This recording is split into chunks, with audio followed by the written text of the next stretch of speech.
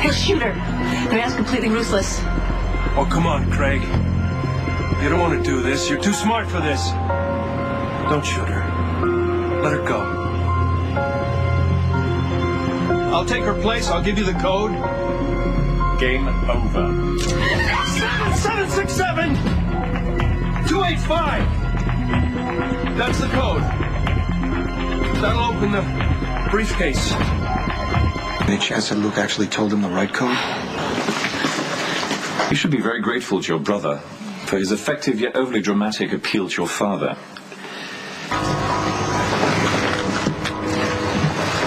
Well, can you think of any reason why I shouldn't have you arrested? I won't apologize for trying to get my kid out of there. Yes, unfortunately, though, Luke, it didn't work. Yeah, but at least now you understand Craig's game. He's waiting for the vault to open. When it does, if the briefcase hasn't already self-destructed, he'll punch in my code, and it won't work. Yeah? And the contents of the briefcase will explode. Craig doesn't get what he wants. What do you think he's going to do to the hostages then? You've got until the vault opens to get them out. Well, we're aware of that. It almost worked. I should have let you run the bluff. If you're cold enough to let that many people go into that lobby, knowing what Alcazar had stashed in there, you probably could have bluffed him better than I did. I folded. Now my kid's going to pay the price. Well, one of us is doing a damn poor job of it.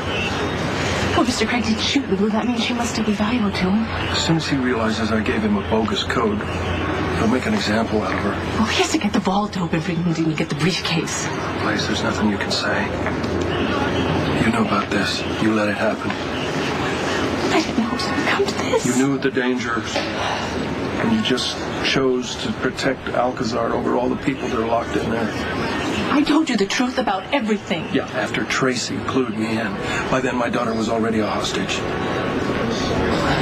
You know, it's going to be hours before the vault will open. Something could change. Something's already changed between us. I mean, I'm not saying that you were wrong or that I wouldn't have done the same thing. People do what they have to do, but you're not the person I thought you were.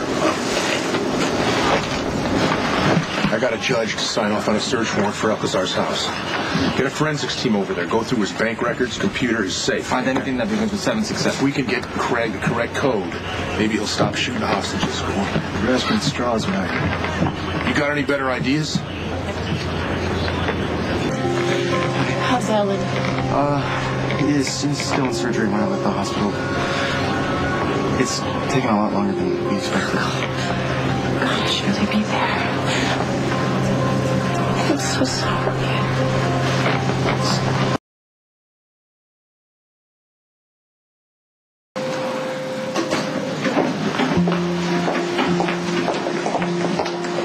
Is there any word on Alan? You're not welcome here. It's none of your business. There have been a lot of allegations about Lorenzo being the cause of this hostage crisis, and it's simply not true. How dare you defend that monster? Look, I know you're upset about Alan. We all are, but there's no reason for you. I should have followed my first instinct and thrown you out the minute we found out you were not a Quartermaine. Hey. You are a fraud and an interloper, and you have been since the first day you showed up on our doorstep. And what a fool I was. I treated you better than I treated my own children. I just couldn't see the obvious, that you were just another one of Alan's bad judgments. A viper that he let loose on the rest of us. Alan adopted me and Emily both, and I love him every bit as much as Emily does. How dare you compare yourself to her? Look, Emily came into this family as a child after her mother died. But your family was smart enough to throw you out. Tracy was on to you from the start. But it took me until now to see you just as you are, the opportunist. Look, I know you're upset about Alan, but I love all of you. Really? Then why didn't you tell us there was something dangerous in that vault? And why did you withhold vital information from Mac when you knew that Alan and Emily were in trouble? Because she's defending that monster. Lorenzo is the father of my child. I have every right to protect him. At the expense of my family. Any one of you would have done the same thing. Innocent people are going to die because of you, if they haven't already. Save your breath, Tracy. Now, Skye, you see, you have made yourself a family with a thief and a murderer.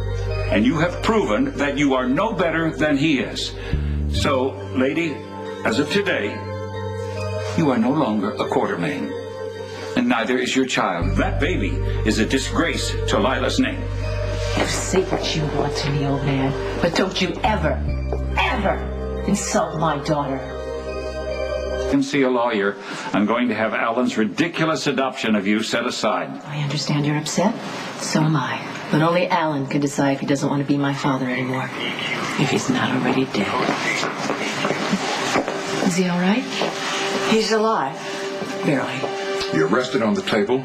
He's had significant heart damage. I'm not sure how much longer Alan can live.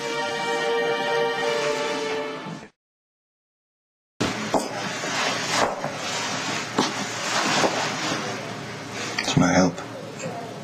I have nothing to say about Lorenzo. Now, we are going to have to discuss what's in that briefcase at some point, but it doesn't have to be right now. Oh, I get it. You pretend to be reasonably decent, so I'll trust you. I wouldn't trust me either if I were you. But I do know what it's like to be shunned by my family. To be made to feel like I was always unworthy and the love that I had wasn't good enough to give. That my mistakes were unforgivable, even though others are done far worse. But hey, they get off scot-free because they're family. You're the outsider. It's a bitter kind of pain, isn't it? It's corrosive. It's permanent. It's the kind of pain that only a family member can inflict. And the only thing that makes us feel better